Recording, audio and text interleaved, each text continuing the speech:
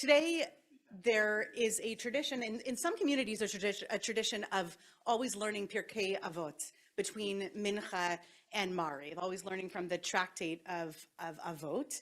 And today is a day when those communities that would traditionally learn that would pause and learn something else. There's generally been a disruption, both in form and in content. This is a disruption in our learning because I'm bringing what my colleague Vanessa Zoltan, who is a colleague and study mate from Harvard Divinity School, what she calls sacred text. But of course, the sacred text is not a canonical sacred text. Instead, it's a text that we treat as sacred. The poems that I'm bringing tonight, and I was tempted to bring all 10 from this teaching, but I'm just bringing 3, come from Rachel Korazim, who is a scholar in residence and in Jerusalem with the Hartman Institute, with the Shalom Hartman Institute. And they offered a global day of learning upon the first yahrzeit, the first marking of a year past October 7th. What I want to get at in the next 20-ish minutes is the notion, ultimately, that what we do with kinot and poetry on Tisha B'Av is something that Jews have always done and continue to do with poetry. What that thing is, we're going to get to. So I will pass the mic less than usual, mostly because I see that all of you are enjoying your Suda, and also because there's a lot of thick Hebrew texts, which I want to page through. Now, Rachel, when she taught on these texts, and I had the fortune of doing this learning with her, began not with the new poetry that emerged in Israel and from Israelis after October 7th, but instead began with the poetry from 1 year past the most important first war that took place in Israel. So what year would that have been? In 1948 is the war. 1949, we get this poem on the front page. She said that she brought both the young and the old picture of Chaim Gori, but look at this young, suave picture of Chaim Gori, who was actually alive until just a few years ago. This is who wrote this poem, this young man looking around, seeing the loss. And instead of writing a poem, he also wrote poems celebrating the Tzionut and the victory. He lived a very long life. He, instead of just writing poetry about the victory that they were celebrating 1 year later, what he noticed 1 year later was loss. He wrote the following: Kivar shana, lo hirgashnu kimat eich avru hazmanim bistotenu. Kivar shana, venotarnu me'at ma rabim she'enam kivar beinenu. Kivar shana is it's been a year, but it also means already a year. Kivar shana, it's almost a question. We barely felt how the times passed in our fields. It's been a year. We remained but a few. So many are no longer with us. He called this poem Re'ut, called this poem friendship. And it was a noticing of the things that are gone. The image, of course, that his poem turns on are how is it that the stadot of the fields are emptier? He uses this image of the harvest, which is a trope of Jewish festival celebrations. He uses this image to note how the fields are emptier. But of course, fields, sadot, are also a way of thinking about the places where our soldiers go and sometimes don't come back from. So this is a poem that is in the tradition of the poems that we're about to see, which are people contending with who is no longer here and the kind of disruption that they are experiencing with those people no longer here in sight. Now, I want to share with you something that Rachel Korazim shared that took me a little bit by surprise. And it's one of the gifts that she has as an Israeli and as a Hebrew speaker to look at language differently than I do, gazing from a distance at October 7th. She calls her volume, the anthology of poetry in which many of these poems I'm about to share are included, Shiva. At first glance, as somebody who works in Jewish liturgical realms and in congregational life, the instinct is to think that we're talking about Shiva as in what? As in Shiva, colloquially in Jewish English. We're talking about Shiva as in the 7 days of mourning, Avelut, that take place after the immediate burial, after the loss of a loved one. But she says, you have to understand that for Israelis, when they name the equivalent of the secular date of October 7th, they say Shiva be'October. Shiva be'October. And that there's a second valence that is always there and never missing, that it was Shiva be'October, but now glancing back at it a year later, that we should understand as it being the first miniature circle of Avelut that took place. You have a thought about this? The very interesting thing about it is that no date has remained in Jewish history that hasn't entered the Jewish calendar. And the very interesting thing is, because of the contradiction between Simchat Torah and Shiva October, it is a date that is being remembered in secular calendar, which is a very interesting type of thing. It's called, in Hebrew, it's called the bitter Shabbat, but very seldom do you see the juxtaposition of that with Simchat Torah. It just is too conflicting to be able to say the two words together. So it's a beautiful thought. You can keep it on your table if you'd like. I think there's another microphone over there as well. It's a beautiful thought, and I'll also share that in the early days, I wish I could remember off the top of my head, ask me later, I'll look it up. There was a wonderful Israeli scholar who said that Shiva be'October was immediately an important way of noting to the outside world. I'll speak more to this when I give an introduction to Eicha tonight, but the notion was we needed the globe. We needed the outside world to understand what we were talking about. When we say September 11th, whether people speak English or not, there's a general global understanding of what that means, but it also reminds me, Michael, of that notion that emerged right away, that we wanted other people in the world to see October 7th and understand what that date meant in a way that was really only internally understood by Jews. So it's also that juxtaposition taking place as well. And we'll get back to this notion of calendar with the third poem. I want to turn to the inside front page of this packet, to the first poem from a first set of poems. This first set of poems that Rachel contends with and that come from the anthology are a set of poems that deal with the idea of loss and the guilt that comes along with it. The custom when it comes to Israeli poetry, and generally all poetry, is to do a full read-through in Hebrew and then in English. That's what I'll do. And then I want to walk us through some of the sources and ideas that show up. So first, the bottom right. Kimat Shakula. This is by Tali Asher. Ani em kimat shakula. Kol yom od kitzat shakula. Ani al eden hashechol. Em pere shakula tirom. Shakula tat. Shakula. Shakula le'em shakula. Ani em ma'ala le'ola. Nivhalu atzamai shekuli shakula. Binchila shakula, le'at shakula, od me'at shakula. Tali Asher, almost bereaved.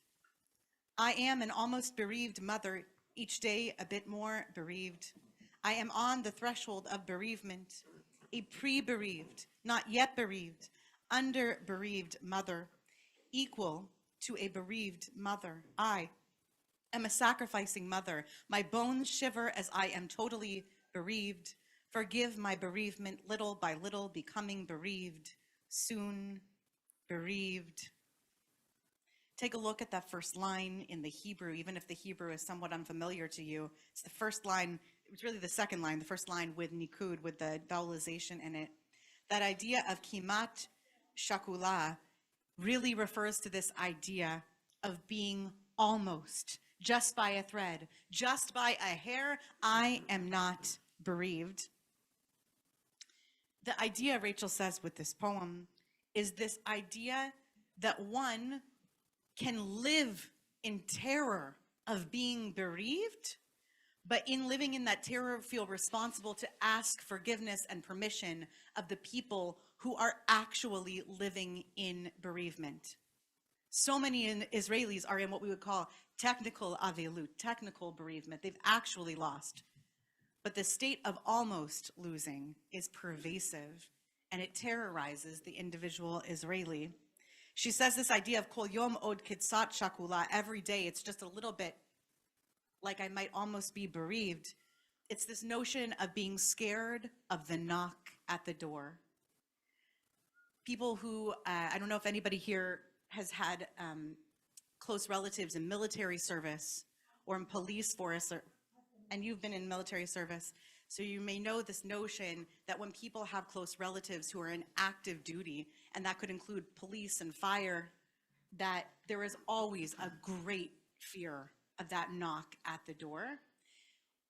We're talking about a totality of that anxiety being pervasive across Israeli society. And the knock at the door, as we'll get to at the very end of this, is not just the literal knock at the door, but it's also the notice posted on the wall. It's the notice posted on Facebook. It's hearing those famous words on the radio that we'll get to in a few minutes, that this news is cleared for publication. And we're going to get to that idea, that picture, and that phrase at the very end of this. But it's that fear that there's almost, quote unquote, a knock at the door. And yet, even though they're in that state of fear, there's this idea that the mom who is scared that her son is not coming home, this is the figure of a mother in this poem, that she is responsible for asking forgiveness of the mothers who are actually bereaved, the ones who have actually lost their child or their children. Because, of course, they're not actually in avelut. They're just in that state of almost. And it speaks of this idea of a nightmarish suspension between life and death. That it's not just the idea of the grandeur of service, but really that fear of walking in and that suspension of between life and death. One more thing to point out, if you look 5 lines from the bottom of the Hebrew, Nivhalu atzamai shakuli shakula, such a beautifully onomatopoetic, that was the word I was looking for, onomatopoetic phrase that just clicks on the tongue. Choneni Adonai ki umlal ani, the words of Psalm 6. Refa'eni Adonai ki nivhalu atzamai. Heal me, God, because my bones shake with terror. Pointing to the fact that even in the book of Psalms, we acknowledge that there is a form of actual injury that one is undergoing, right? Rifa'eni, heal me, I am ill, I am sick. It's a sickness. It's not avelut, but it is a sickness of terror, and that the bones are shaking. These are the very same words used in the poem. I want to move quickly to the next page. If you go to what has a 2 at the top of the page, Orit Klopstock's poem. She extends this idea of the every person being connected to every death and the fear that we might be one of many, but she does it in a very different way. Again, I'll read the full poem in the Hebrew, and then I'll move into the English. Zerak Mikri. This is a poem by Orit Klopstock. Zerak Mikri shehem tosu otach velo oti. Amech ami, damech dami, pa'am hayiti eden, neta oshani. Hayom at ההיסטוריה היהודית, בפעם 6 מיליון ואחת את מוכיחה. ההיסטוריה לעולם חוזרת, גופך בית מקדש חרב, ואני ציפור, נמלטני מפח יוקשים. אני איתך, באשר תצרכי אצרך. In English, Orit Klopstock, the title that Heather Silverman gave this is, It's Only by Chance. It's only by chance that they caught you and not me. Your people is my people. Your blood is my blood. Once you were Eden, Neta, or Shani. Today you are Jewish history. For the 6 millionth time plus 1, you proved that history always repeats itself. Your body, a destroyed temple, and I, a bird, escaped from a trapper's snare. I am with you. Whenever you scream, I will scream. Twice in this poem, both the second and third lines in English, and then that last line as well, which you can hear also in the Hebrew, we have allusions. If you take a look on the next page, turn to the back of that page, you'll see the allusions to at least one of the verses that's mentioned here from the book of Ruth, which we read on Shavuot. This idea that somebody chooses to be bound up with their people. These are the words, I am with you. What does it mean to be I am with you? I am with you despite not knowing what comes next. But it's really borrowing that language to say that the hurt and the anguish and the terror that belongs to other people, we willingly take upon ourselves because we cannot imagine them being alone in that hurt. When you scream, I too will scream. But that's in contrast to a different idea that's on the page. This idea that we are connected to every single hostage. How is it that we're connected to every single hostage? Because it could so easily have been us. We know from big moments of trauma, the past 25 years in this country and in the world have been full because of the globalization of the world, the connectivity, and also the perpetuation of the 24-hour news cycle. We know that sometimes we see horrific events on the news, big events on the news. We see the people who are victimized or who are at the mercy of the event, and we say, wow, that could so easily have been me. I could have been at that big festival where that took place. My father used to work in that tower before it fell. All those connections that we make, that could so easily have been me. In this poem, Ori Klopstock is saying that is every Israeli watching every single news bulletin. Every single time that they see someone mentioned, they say, oh, it so easily could have been me. Rachel also took a moment, Rachel Corazine, the one who was the lecturer for this almost a year ago now, she took a moment to say that Israelis, generally speaking, in the world of poetry are very hesitant to make connections to the Shoah unless they are explicit connections to the Shoah. Not that they don't write that way, but rather that it takes a lot to be able to say something like the 6 million, the 6 million. But she says it's illusory, it's an allusion to the 6 million and not directly using the word Shoah, because the connection isn't one of saying this is like the Shoah, lest we misread it that way, but rather that the poet is saying that what happens is we find ourselves in a position in which we are similarly helpless and we are similarly feeling what she calls accursed. It feels as though, whether it's divine or human, we were just damned in the situation. It was such a terrible moment of slaughter. And I'll come back to the word slaughter at the very end. There's one last thing that I want to mention in here. And I have to admit that it's something that before taking this course, I didn't consider, which is that every single person and every single family who is announced either as hostage, freed, dead, alive, who is mentioned in the news, now has to contend with not just being a private figure, but being a public figure. This poem also contends with that idea. Now we are part of the masses who are a part of a public story, a shared narrative. We become a part of what she calls Jewish history. And what is Jewish history? Except that your name is written in the books, but not for good. And that's a really difficult notion because, of course, it's hard enough. Every single person in this room who has been close to or touched loss or had loss touch them knows that it is hard enough to experience loss on that private plane. The public plane, too, is added to this idea. Finally, just because we only have a couple of minutes left before we move into Birkat Hamazon, I want us to take a look at the poem calendar. This came from a second section. This is the inside of that third set of pages. It has Ruth and the Psalms at the top.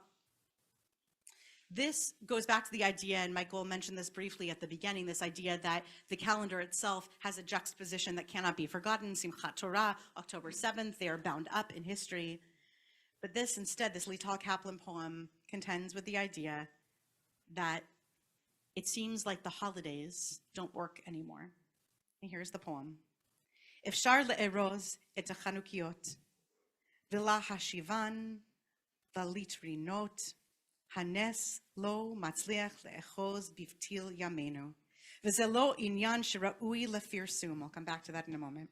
המוות עלה בחלוננו, ושום חנוכיה שהנחנו על קו התפר, בין הבית לרשות הרבים, לא הצליחה לחסום את דרכו, למעשה המוות יושב בסלוננו, על הרצפה הקרה, מסובב בדווקאות סביבון עופרת, בו שתי פאות מחוקות והנותרות מקרקשות בכל נפילה. היה פה. We can pack up the Chanukiot and put them back in the cabinet. The miracle cannot kindle our day's wick, and it's not something worth publicizing. Death climbed through our window, and no Chanukiah we placed on the seam line between home and the public domain could block its way. Death is actually sitting in our living rooms, on the cold floor, spitefully spinning a dreidel of lead, two of its faces erased, the remaining ones rattle with every fall. Hayapo, happened here. Turn to the final page on the back and side cover. She says this idea of Mishum Pirsume Nisa, that the Chanukiah is supposed to be lit in order to publicize the miracle, is horrifically bound up with that phrase, this idea of Hutar Lepirsum. This idea that we tried to publicize this miracle of Hanukkah, but that first Hanukkah, that first year, it's as if this notion is broken. Not only the Chanukiah cannot bring about a miracle, but also the dreidel cannot either. The dreidel, this tool of fun and silliness and the reminder of the story that Nes Gadol Hayapo, this great miracle happened here, is only left as Hayapo.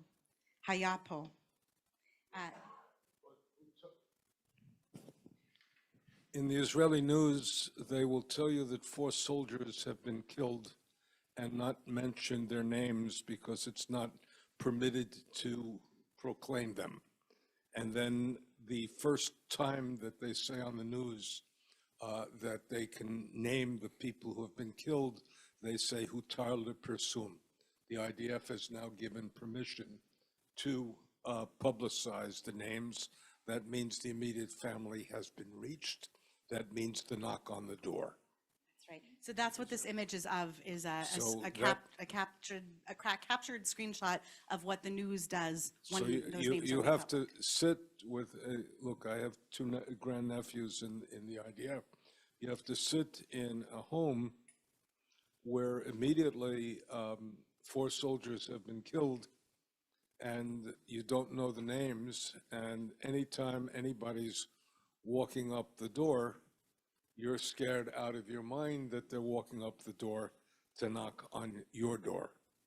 So Hutar lePersum not only reflects Hanukkah, but it is a moment in which everybody takes a very, very deep breath and everybody shudders. So I know that there are so many other thoughts to be shared. I want to wrap up with a final thought of Siyum. Then we're going to say Birkat Hamazon and take our time going out to the field if you want to go rinse out your mouths, or if you wanted to go use the restroom, get prepared, and then go out to the field and meet us out there to sit on the floor. And there will be plenty of time to chat about this. So if you have other ideas, please come and see me. I'd love to hear them. I want to name something that's kind of counter to everything else I've said so far, which is that I think that the kinot of Tisha B'Av are something that we are able to understand better through the lens of poetry like this one, which is to say that the meaning of all those kinot that bemoan and bewail all of the terrible, disrupted life are an acknowledgement of the vibrancy and joy and beauty of the life that was going on before the pogrom, before the crusade, before the destruction. We have to understand that these poems are only powerful because we know what a joyful Hanukkah looks like. We know what it looks like to light a Chanukiah on the outside of your mirpeset or out in front of your doorstep in Israel, and how heartbreaking it is to no longer feel like calling upon a miracle works. And so I'm asking us as we move into an evening and then tomorrow morning full of kinot, full of this poetry of grief that goes back so many hundreds of years, that we remind ourselves that there too, those poems are referring to a disruption in great vibrancy and in joy and liveliness, and to try to see through that through that sense of grief and bereavement, loss of those joyful things, that there was joy there. And that's the thing that's worth mourning.